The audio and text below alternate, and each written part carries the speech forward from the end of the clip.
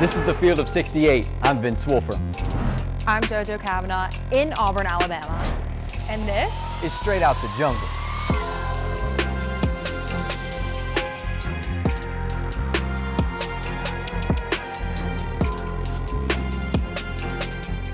Welcome back to Straight Out the Jungle. My name is Vince Wolfram. My name is JoJo Cavanagh. We're here in San Antonio at the Final Four. This experience, let's start with that because it has just been so much fun. From NBA legends walking past us without us even blinking to watching the four best teams in college basketball go at it. This has just been the most fun couple of days. This experience, just if your team ever makes it to a Final Four, you have to go. The way this town is just, it's all basketball. I mean, the amount of NBA players and coaches we have just walked past, whether it's at the Riverwalk, whether it's in the arena, is insane. And just John Fanta said it on Shaquille O'Neal's podcast that San Antonio is the best city to have a Final Four. And it's my first time here. It's my first time in Texas. I could not agree more. This place is absolutely gorgeous. And it has been so much fun for us to cover our first Final Four at 21 years old. In this environment with this Auburn team. I mean, we're starting off this podcast on such a good positive note because we all know what happens, but still, this city has been amazing and it's just been a blast. Yeah, it's just been incredible. And I guess we'll stay on the positive note from a basketball fan perspective. We got to see two of the best games of the entire basketball season yesterday. And I know Auburn faithful might not think that right now because of how the game ended. But regardless, two of the best games we've seen all year. Let's talk about Auburn. 79-73 win for Florida. Auburn goes down, obviously, after a fantastic season with program bests, with school bests, a lot of bests for Auburn this year that they can walk away with in their pocket. But I think we have to start just in the first half. There was a lot of storylines coming to the game. Todd Golden obviously had coached with Bruce Pearl. I didn't know that. Did they say that enough? They did. They did say that, which is why I'm bringing it up now so we don't have to say it again. But let's start with the first half because the stars were stars, and they started off that way too. Johni Broome with the first bucket of the game. Walter Clayton not too far behind him. So let's talk about the first half. Scoring outpour came pretty quick in that first half. What did you think about that? It definitely did. In that first half, Auburn was the more physical team. They were the aggressor, and it kind of was, going into that second half, would Florida step up? Clearly they did. But in that first half, Auburn was the most aggressive team on the floor. They were the most physical, and it all started with Johni Broome. He started off great. He started off, 2 for 2 from the floor. The offense was running through him. And it was the guards were not getting harmed. Miles was struggling. Tahad was struggling. Denver was struggling.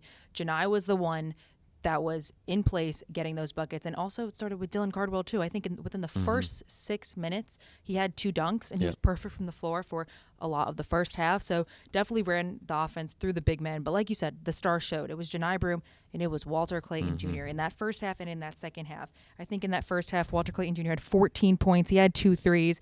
And it was a little bit of a question because I think from the Florida side, they wondered if they can stop Johni Broome. Auburn wondered if they can start Walter Clayton Jr. And in that first half, neither team did a good job of either of those. Yeah, it seemed as if Denver Jones was maybe even a step slow, which I don't know that I've said once this year. Yeah. But Walter Clayton is not like any other point guard he's guarded to this point. In the first matchup earlier in conference play, Denver Jones wasn't the guy matched up on Walter Clayton, and it showed. And we were curious, even in our preview, about how that matchup would go. And in the first half, the 14 points from Walter Clayton were a saving grace for Florida, in addition to those from Elijah Martin. I thought the guards were going at each other. I loved that matchup. I thought defensively at first, maybe in the first bit in that first half, Auburn's guards were almost intimidating a little bit. I don't know if it was the on-edge piece from it being a Final Four, being 68, whatever, 1,000 people, popped in the Alamo Dome. But there was some intensity in the air, and I want to touch on the bigs too because Johni started the game out hot. You thought it was going to be a Michigan State-esque game for Johni. Give him the ball and we'll let him work. And it was that while the first half was going and going and going. But Dylan Cardwell I thought was big too because rebounding, so important when you're playing a Todd Golden and a Florida team like they've got. They're just so big heavy. I mean, Thomas Hall, you had Alex Condon. The big men were getting in there. Ruben Chin-Liu. He's just – they get in there and they try to get rebounds, and that's what they pride themselves on. But Dylan Cardwell, Chad Baker-Mazara, Miles, Johni Broome all had almost an extra added intensity, added focus, added intent to go get rebounds. And that's where you felt Auburn was the aggressor, I thought, in the first half. They were putting up more fight towards certain things than Florida was, and it was becoming obvious. As you watched more and more of the game, it's Dylan Cardwell's fighting right now. Johni Broome is trying to get every ball that comes off the iron, and you felt that way for those, I thought, 4 guys. Denver Jones, I thought, had his hands full enough to where he didn't even need to really give that big of an input on the rebounding side of things, because when you're guarding Walter Clayton, you focus on Walter Clayton. But rebounding, I thought, was a huge piece in the first half. I mean, you look at the numbers in general. 16 total rebounds for Florida in the first half, 17 for Auburn. But the difference, I think, was the offensive rebounds for Auburn, because they gave a lot of second chances for when there was missed shots. They had second chances to kind of recoup and try to keep the lead that they had early a lead. I agree. I think rebounding was a huge part, whether that was Johni Broome, whether it was Dylan Cardwell. I remember tweeting out that throughout this entire game, especially in the first half, Dylan Cardwell played like it could be his last time in an Auburn uniform, and that showed. He was, in my opinion, I thought he was the one who was hustling the most. He was the one who was diving for a rebound. You could tell he wanted this so bad. It could have been his last time. Sadly, it was his last time, and you could tell he was playing his absolute heart out. And another thing that I noticed was not only rebounding for those guys, but also I think Johni Broome's defense in this game is going to go a little bit unnoticed, because Alex Condon is such an incredible player. He had 1 point in the first half, and that is it for the entire game. Just 3 shots. If you would have told me that, I would have thought, Auburn had a really good chance of winning. Granted, if you had told me Walter Clayton Jr. goes off for 30-plus points, I would also think Auburn definitely loses. So those are 2 things that kind of definitely make your mind think a little bit. But yeah, I definitely think that Johni Broome's defense is going to go a little bit unnoticed with Alex Condon only having 1 point. Yeah, and I talked about Chad Baker-Mazara on the rebounding side. I thought defensively he was good, but offensively in the first half he was better than people probably remember based off what happened sort of towards the end of the game, which we'll get to in a bit. But he was the life. He was the spirit. He was the offensive firepower in that first half. He had 5 straight points, or he had 8 points in the first 5 minutes, 5 straight points, talking per usual. The I'm built for this. Exactly. So typical Chad Baker-Mazara. It was good to see him get back into the flow of the game, the spirited flow that we're used to seeing him be in and rest in almost, because in the last 2 games we haven't seen it since he banged up and dislocated that thumb. He was wearing a brace on it. Said after the game that somebody asked him if it was comfortable. His answer, No, it wasn't comfortable at all. And he didn't play like it. Exactly, and you could not tell it didn't bother him in the slightest. He was big, I thought, in those first couple of minutes. Auburn was getting a lot of easy baskets off of Florida's missed rotations. I thought maybe Florida might have been surprised by the speed of Auburn and their ability to work in the half court. Bruce has relied on the half court offense a lot this year.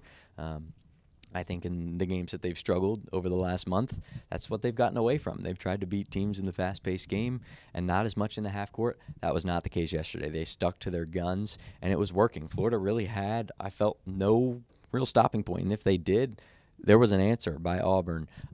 So first half, I thought the half-court offense initiated a lot by Denver Jones, Todd Pettiford, finding guys like Johni Broome and Chad Baker-Mazara was absolutely huge. Yeah, and you kind of look at it. Auburn was 4 of 15 from 3 in the first half. Chad had 2 of those. Mile had 2 of those. Florida was 4 of 10.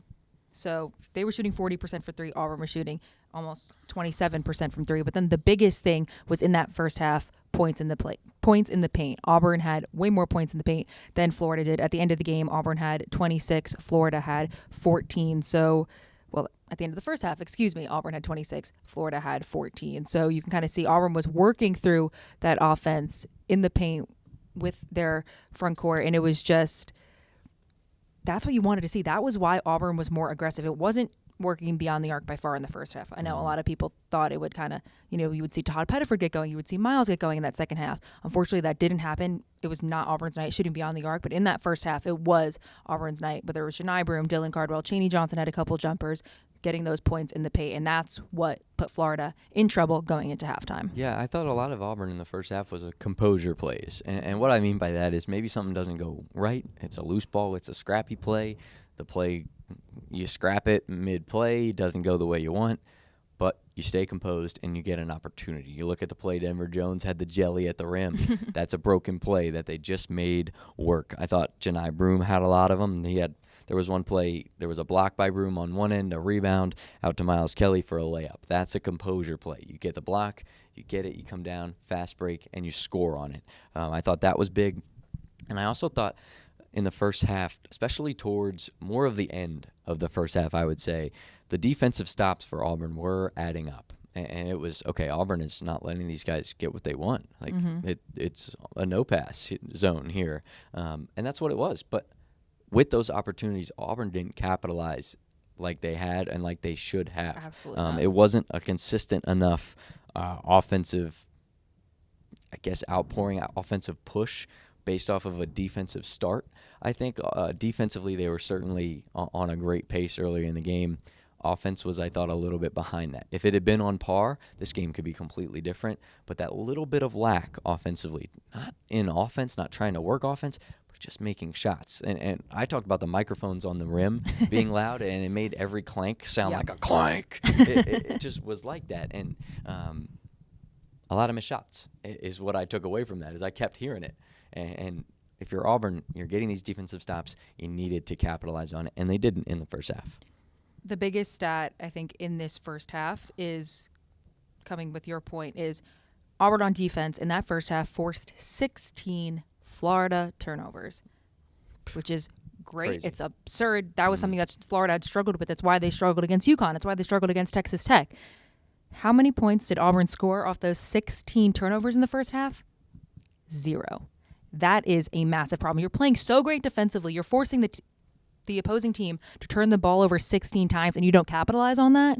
That's just the stats to prove what your point just said. Yeah, it certainly is. I mean, risky business. And when your offensive sets are working the way they should and you're getting open looks and you're not making it, frustration starts to get in. And they had a little run there at the end of the half. Auburn did. Scored four of its last 5 baskets down the stretch. And it felt like, okay, the half court's working. Maybe they'll start getting something going.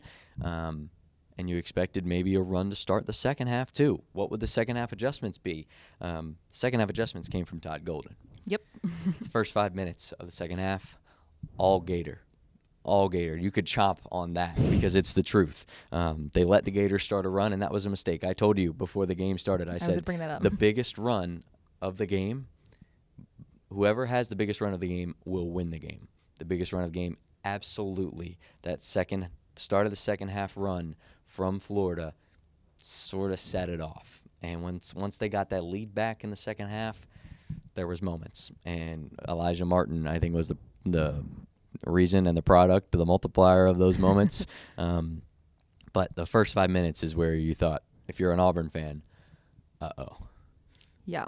I think most definitely I was going to bring up you saying that to me because that is exactly what happened. Coming out of halftime, Florida goes on a 9-0 run. I think it was an 11-3, and Florida gained so much momentum. I think they tied it up at 49, and Auburn, you could tell, just started to panic a little bit, which is something that we really hadn't seen from this team.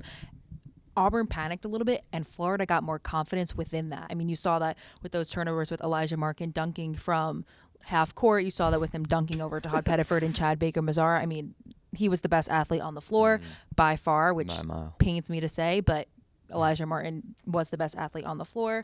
And just that 9-0 run was an energy killer for Auburn, and unfortunately, they couldn't come back from that the entire second half. Yeah, and you just felt the momentum was shifting. Denver Jones gets drilled in the face there. That catches an elbow. You feel like they're getting beat up a little bit. Fatigue, I think, was certainly a factor, and we'll touch on that in just a bit once we sort of wind down the clock here and it starts ticking towards the end of the game. But even at around the 10:30 mark, it's 53-51. Chaney Johnson gets a couple of buckets. I felt like that could have been a guy that maybe Bruce runs some of those sets for. Somebody that he gets him a little bit more offense because he didn't seem fazed by the moment and he didn't seem fazed by the matchup. He and Thomas Hahn going against each other, I thought was the best one-on-one matchup. I know Broome and Condon was certainly intriguing, but these are two dudes that could spark at any moment. Haw's been a guy in this NCAA tournament for Florida that stepped up, made threes, made tough twos, made baskets when they need a comeback in the last 2 minutes. He's been a guy. Chaney Johnson has done that as well. Johni Broome goes out. Who comes in? Chaney Johnson. And he gets baskets. He had 4 there. and I thought he could step up. But at around that 10:30 mark, Auburn shooting 48%, 39% for three from Florida. Auburn shooting 25. That was a big difference. Florida winning the rebounding battle at that point too. Auburn was close in the first half. It's 28-21 halfway through. Florida has more offensive rebounds too. So it felt like Auburn's offense got a little stagnant. And credit to Florida's defense because they had that impact. But I would have started with a guy who's making baskets in Johni Johnson. Tough that they didn't, obviously, but I thought that drought sort of in that piece and sort of as the clock winded down was the real killer. I agreed. If you look at the box score in this second half, Johni Johnson had 2 points. He was perfect from the floor with just that basket, which means he didn't have another shot attempt, which kind of looking at these other guys scoring, you have Miles Kelly, who was 0 for 4, Tahad Pettiford, who was 0 for 3, Johni Broome, who was 1 for 4, Denver Jones, 1 for 3. You kind of look at these other guys and you're trying to get it to Miles and Tahad. And, you know, you always talk about how if you're an Auburn fan and Miles and Tahad are shooting the three, you think that they're going to make it. But then again, looking at how this offense was run in the first half through Johni, and it was working well in the paint, why didn't we keep that going with it? Wasn't working as well for Johni Broome. Florida made second half adjustments, was defending Johni Broome much better in the second half. Why don't we maybe switch that over to Dylan Cardwell, switch that over to Johni Johnson? I think that was something that could have worked. But then again, when you're Bruce, when you see Miles Kelly, the season he's had, Tahad Pettiford, the season they're having, you always think they're going to make those shots. So can you really switch that up? No, and Bruce even mentioned after the game, he said if Tahad had a better coach, maybe they would have tried to get him more offensive opportunities. Obviously, I think Bruce thinks he's the best coach in the game, but in the moment, it's hard to figure that out. Yeah. It's no easy task, and I know it's not just Bruce either. So if Bruce is catching flack for that, maybe he shouldn't because it's a collective coaching staff thing. Tahad struggled to get it going, and like you said, and Miles hadn't for games, a couple games in a row here, especially the games in Atlanta. It wasn't his hottest shooting night. I think he was 5 for 27 in his last 27 attempts coming into this game, in his last 3 games. So I don't know that I expected him to turn that around in this game, but letting him have the opportunity to is certainly warranted based off the season he had. I think winding down to the last 2 minutes, it's still a close game. Florida hadn't broken off quite yet. You get under 2. It's foul city. There's fouls all over the place. Thomas Hawes acting like he got hit by a trailer. And Johni Broome, same thing. He gets hacked, goes to the line. And it's a thing we've talked about all season at the free throw line. Minute 56 seconds left on the clock. Johni misses both. And I think in my gut and probably plenty others, I realize something's got to change here. Somebody's got to step up. Somebody's got to be the star, or this isn't going to end well for Auburn. I was looking for that star, I felt, in the last 5 minutes, but especially those last 2 when the game is one hand reach away and you've got nobody to push you. And you needed that star to just go and grab it. Yeah. And it never really showed up. And I wish it had for the sake of Auburn. There were certainly people who tried. I thought Chad Baker-Mazara was the head. He was the one who tried the most, in my opinion. He was the head of that charge. He had the pump fake 3, which, I'm sorry, Auburn faithful, it was a travel. Yeah. It was. Photo evidence, shout out Jack Corbett for that one after the game. Absolutely was called the correct way. I'm never going to put anything on the officials in a game like this. Hardest job in the world. I can't even imagine. Yeah. But a tough play there, especially because he made it. You know, he had the shot flake, traveled, shot the shot still, and it went in the basket.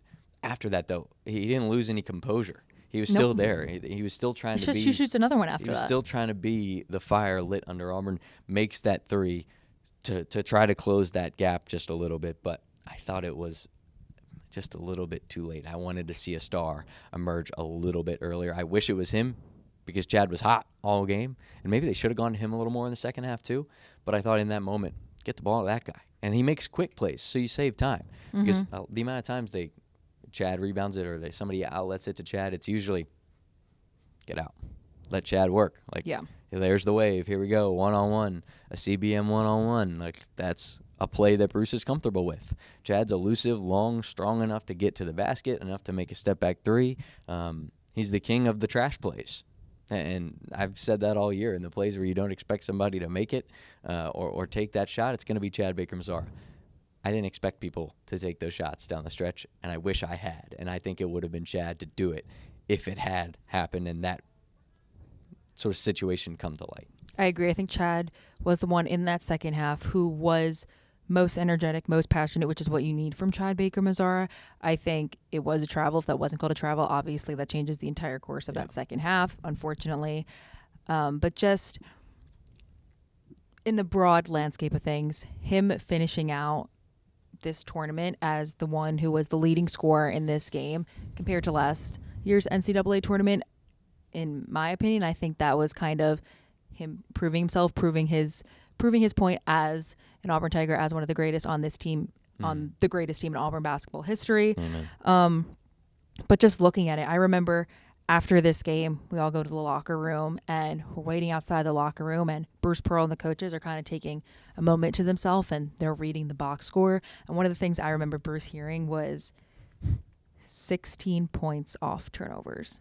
That's how many. So at the end of the game, Florida forced 14 Auburn turnovers and had 16 points off turnovers.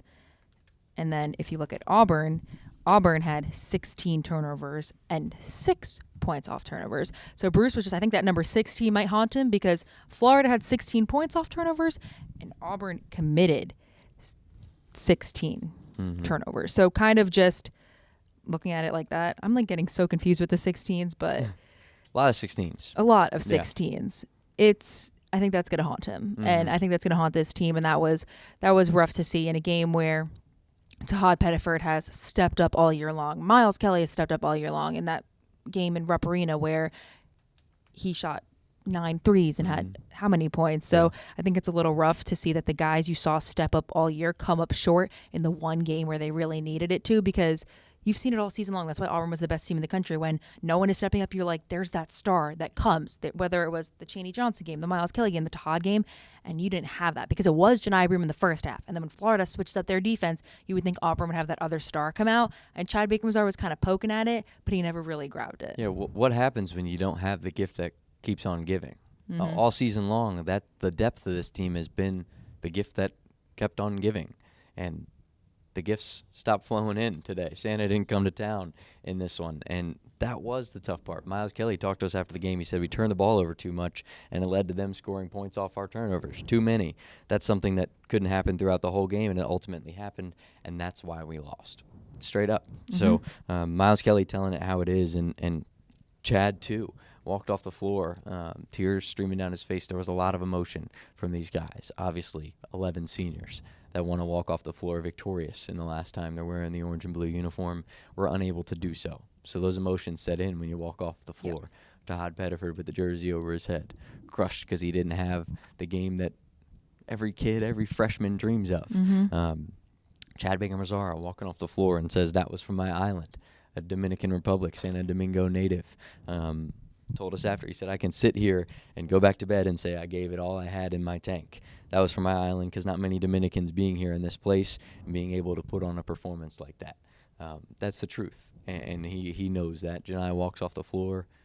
I think he had the most emotion of any of them, and Without you could a doubt. tell just how hurt he was in this moment, wanting to win so bad, not only to prove himself, I think, as one of, if not the best player in Auburn history, feeling the need to have a national championship to do so, but the best player in the country, and a player to be remembered for decades. So a lot of emotion from this Auburn team, but what I loved about it is that it shows how much they cared. And especially, I mean, we've seen the clips of Dylan Cardwell this week, Chad Baker-Mazara talking about his hometown, Denver Jones talking about what this means to he and being from the state of Alabama, Chaney Johnson, and his leaning on faith, leaning on the Lord.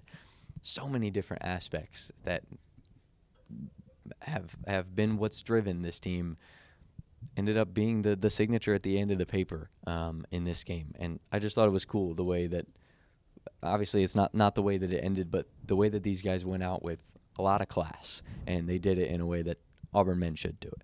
Yeah, I think we talked about this all season long, why this team has been making history throughout this entire season. It's because of their chemistry and their brotherhood. And I know Chad spoke about it in the locker room, that these guys are going to be connected forever. I know Johni said, this is something that he's going to tell his kids, and my kids are going to tell their kids, this brotherhood that they have, this team, this chemistry of this team is what led this team to the Final Four. It's their closeness, it's their bond, and it hit them last night that this was the last time all these guys will be on the court together playing. And that brought the emotions out of Chris Moore, brought it out of Johni Broome, Dylan Cardwell, every single player. And you could tell in that locker room, all those guys poured their heart and soul into this team to try to make history, not only because they wanted to win a championship, they wanted to win it for Auburn. Dylan Cardwell said they wanted to win it for Bruce Pearl. And you felt that within the coaching staff, you felt it within the players. These guys wanted it so bad, and it's unfortunate that it fell short. Yeah, absolutely, and you could tell just by the reactions, the look on their faces, you know when you can hear that somebody's been crying. Yeah, that's what we felt when we were in the locker room after the game, and a cool leadership moment that will stick with me probably for as long as I live. Chris Moore and Johni Broome, their lockers are next to each other. Johni is hood on, hands on his face, just distraught, and Chris Moore, a guy that's been in Auburn for 5 years, has seen every up and every down, has seen the hills and valleys of this whole thing, is just sitting there with next to Johni, no arm around, not touching him, just sitting there saying all the things that Johni Broome had helped Auburn do this season. He's like, National Player of the Year. He's saying SEC champion, regular season champion, Maui Invitational champion, Maui Invitational MVP, game winner against Iowa State, beating Kentucky in Rupp for the first time in 100 million trillion years. All of these things that were program best, 32 wins, best in program history, most top 10 wins, 5 top 10 wins, best in program history, the second Final Four run in program history. A lot of etching history in with this team, but to see Chris Moore sit there with a guy who had given his heart and soul, in addition to Chris, because Chris does too, to help console him in that moment and say, I know this stings, but look what you've done and look at the legacy that you're leaving. I just thought that was the coolest leadership, the coolest step up from West Memphis' own Chris Moore. You saw that within all of the players, all the coaches in the locker room. That was one of the most heartwarming points of it. I know Bruce Pearl comes back from the presser. He was all choked up. He immediately goes to Todd Pettiford, whispers something to him, and you can just see the connection between all of these players, all of these coaches, and it's a brotherhood. This is a team.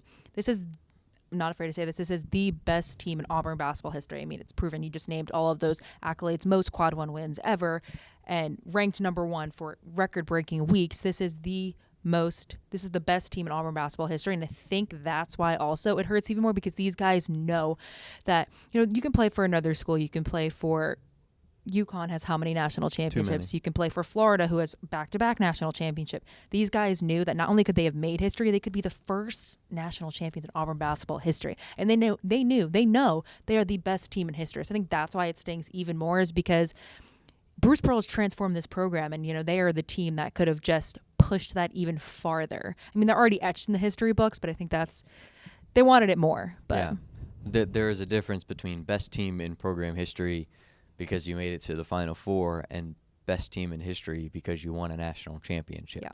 And I think that's where the emotion comes from these guys, because you could tell they so wanted that ring on their finger. They wanted the new line to be made in the history books. But I do want to say, what a year. Like, you have to think about everything from, I'm going to bring it up, Houston, the fight horseplay on the plane, the horseplay, to going and beating Houston, a team that's in the national championship game now, playing their best basketball. You beat that team. Non-conference, you go to Maui. Best teams in college basketball are playing in Maui. You sweep it like it's no problem. Go into SEC play. You run SEC play, at least until those last couple of weeks where you had some stumbles. But you had stumbles because you had already won. You were done. you had done enough, right? You get the number 1 seed. Only 4 teams can say that every year. And number 1 overall seed for the first time in program history. Right, and then you don't get bounced in the first round. Win. you go to round of 32, probably the toughest round of 32 matchup any 1 seed had the entire time. Mm-hmm. You win. Play Michigan, a team that has your playbook because Trey Donaldson is there. You win. Play Michigan State, a team you can never bet against because of the greatness of Tom Izzo. You win. You go to the Final Four, you play against the Bruce Pearl prodigy, a team that you haven't beat this year. a team that has struggled to lead games for the majority of games, and that's what happened. They just got hot, and that's how it ended. Mm-hmm. You have to be okay with how you got there, and that's the piece. While there's not a new line of history in the books, you join 2019, think about how much 2019 team is still idolized beloved. in Auburn. It's idolized. When you think of Auburn basketball, you think of Jared Harper. Bryce you think of Javon McCormick. You think of Bryce Brown. Chuma Okeke, all these dudes. And there's a new layer now with this team and all that they've accomplished. And two, just before I jump off that soapbox, Walter Clayton. Oh, yeah. Is a pro. There's no other way to put it. The guy is collegiate. Steph Curry and Damian Lillard had a child named Walter Clayton Jr. Like, he's just that good. If Denver Jones can't stop you, no one can. Walter Clayton Jr. is incredible, and Cooper Flagg wins National Player of the Year. Johni Broome was up there. The conversation a lot of the time was it's between Cooper Flagg and Johni Broome. Walter Clayton Jr. proved his name deserved to be in consideration a little bit more. Cooper Flagg, Johni Broome obviously are incredible. Walter Clayton Jr. is also incredible, and I just do think there should have been a little bit more media attention on the way he is playing. I mean, back-to-back 30-point games in the Elite Eight, in the Final Four, the first since Larry Bird. In 1979. Yeah, Walter Clayton Jr. is absolutely incredible, and it was rough as Auburn media watching this. You knew every time he had the ball, basically, it was going in. 5 threes, 7 for 7 from the free throw line, 11 of 18. He is an incredible player, and he will go down in Florida basketball history for sure. Easily, and I'm going to compare the two games from last night. Coach Sampson talked about trying to stop Duke. He said, we didn't even really try to stop Cooper Flagg. We just tried to stop everybody else. Mm-hmm. We'll let Cooper do his thing. Cooper did his thing. Auburn, I think, did a good job of trying to stop everybody, but they didn't stop Walter Clayton. And the difference, Houston was able to win against Duke while only focusing on everybody but Cooper Flagg. Auburn tried to focus on Walter Clayton, couldn't, because the kid is so good. Shut down a lot of other pieces, maybe minus Elijah Martin, a lot of other pieces, and lost in a very tight one. So credit to Walter Clayton. I mean, I'm a fan of storylines. His storyline is crazy. Mm-hmm. Having come from football, he was going to be a football player, but liked basketball more, was a no-star basketball recruit, was a highly touted football recruit, decided basketball, went to Iona, played with Rick Pitino, and instead came to Florida through the transfer portal and had the opportunity now to set his family up for generational wealth at this point. But I did want to say, I mean, Todd Golden's team, I think I have them winning in a bracket myself because they are just the hottest team. I know they've had bumps and they've had tough games in this tournament. But regardless, I think they are the most complete team in college basketball. I agree. I mean, Auburn tries to stop Walter Clayton Jr., who goes for 34 points. And you have players like Thomas Hall. You have players like Alex Condon, who Alex Condon has 1 point. I brought this up before, and it's just those are guys who really have stepped up for Florida throughout their SEC tournament win and throughout, when Texas Tech, they're down. UConn, they're down. Walter Clayton Jr. is the guy that stepped up, but so is Condon. So is Thomas Hall. So just toast to Walter Clayton Jr. He is an incredible, incredible player. And just the fact that we were able to watch those two insane games in person last night, a lot of people... Let's talk about the second game just quick. A lot of people were smokes. talking about how there's no Cinderella, who are we going to root for? You just got two of the best Final Four games ever in the same night. I mean, in that second game, you were like, oh, Duke's going to win this. Oh, fans that thought it was over. 8 minutes left, he tweeted, it's like Cooper Flagg's too much, it's over. Yeah, first half and 38 minutes, it was Duke. I thought it was boring. I was like, oh, Duke, Cooper Flagg going to be in the national championship. Nope, those 33 seconds.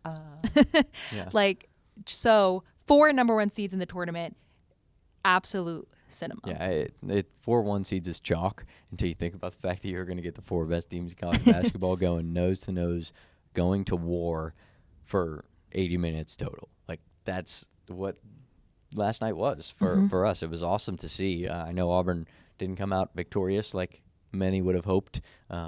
Regardless, one of the best games, one of the best fights I think we had seen from this Tiger team. No let up, in terms of fight and trying to win the game for the name on the front and the back of the jersey. I thought absolutely applaudable there from Bruce and from the Auburn squad. I agree. We've talked about this for a while now, but they played their hearts out and their emotions were shown.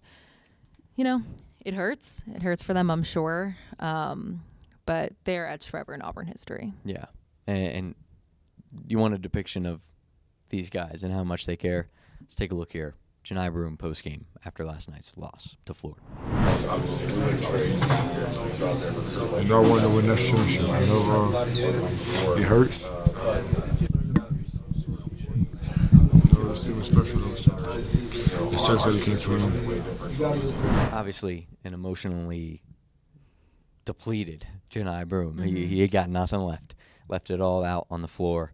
And I don't know that we have anything left for this episode except one thing. That being toasts.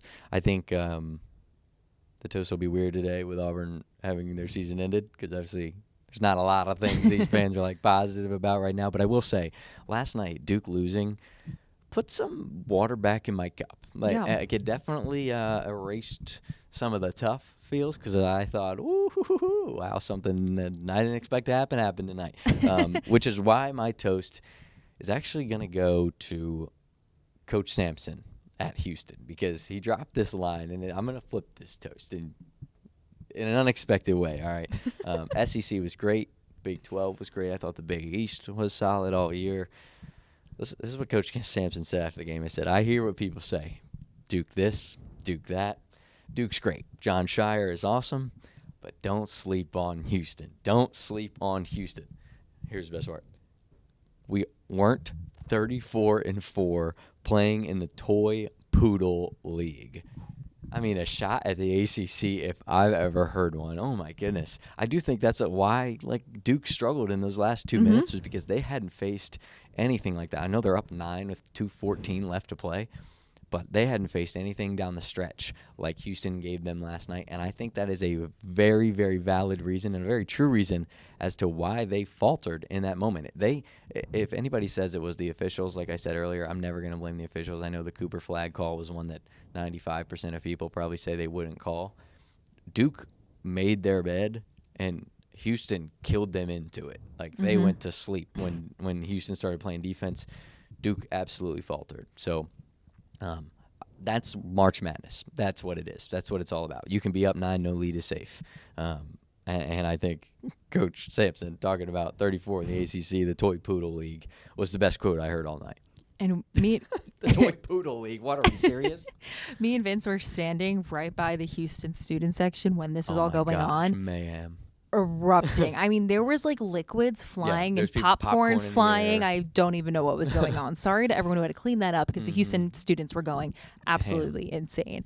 I'm toasting to someone on Houston, not the coach as well, but Juwan Roberts, who Kelvin calls him J1. So Juwan, J1, whatever you want to call him, Mr. Roberts. He is a 63% shooter from the free throw line.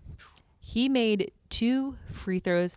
I've talked about, if you watch this pod all the time, I talk about free throws all the time. In close game, free throws win you the game. You have to make them.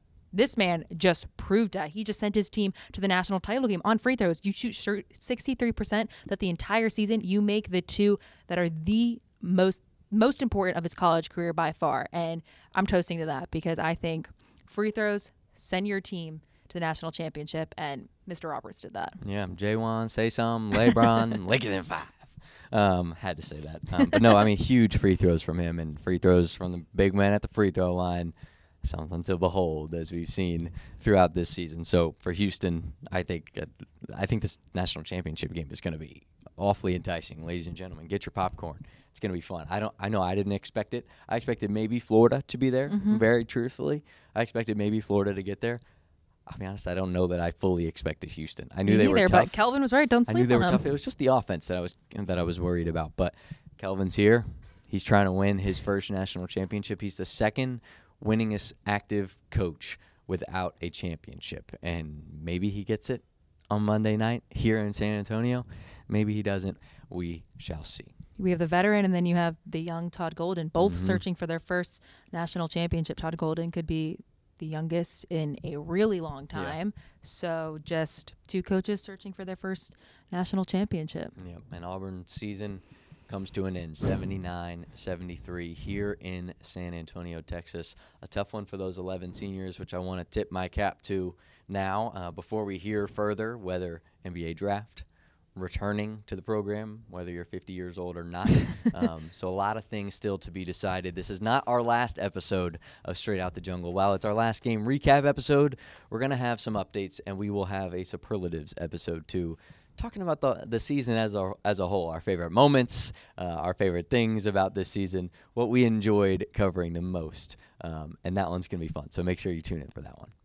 21 years old, covering our first Final Four. It's not our last episode. It can't be because I cannot cry again in San Antonio. And just warning everyone, I probably will cry the last episode because this has been the ride of a life, covering this team, covering these coaches. I mean, I just cannot thank building these relationships with Bruce, Steven, Ira, Burgo, and then Coach Pruitt, and just all of these guys and these players, building those relationships with them. They've had incredible careers. We've seen the last of Dylan Carble in an Auburn uniform, Chris Moore in an Auburn uniform, Miles Kelly, probably Denver Jones, Cheney Johnson, who knows what else this holds. But all of those guys are Auburn men forever. They are etched in history, and we have just had the luck of watching these guys, being at almost every single home game, traveling to San Antonio, Texas, covering this team in the Final Four. So it's our last game recap, but we have to do another one because we're going to end on a we're going to wrap it all up nice for you guys. I ain't leaving. I'm not leaving yet. So make sure to like, subscribe, and comment for that one. We're excited for it. But for the last post-game recap episode of Straight Out the Jungle from San Antonio, Texas at the Final Four at the Alamo Dome, my name is Vince Wolfram. Also, how cool is this background? Just had to say that. Come Kind of on. fire. But my name is JoJo Cavanagh. Good night, and War Eagle. War Eagle.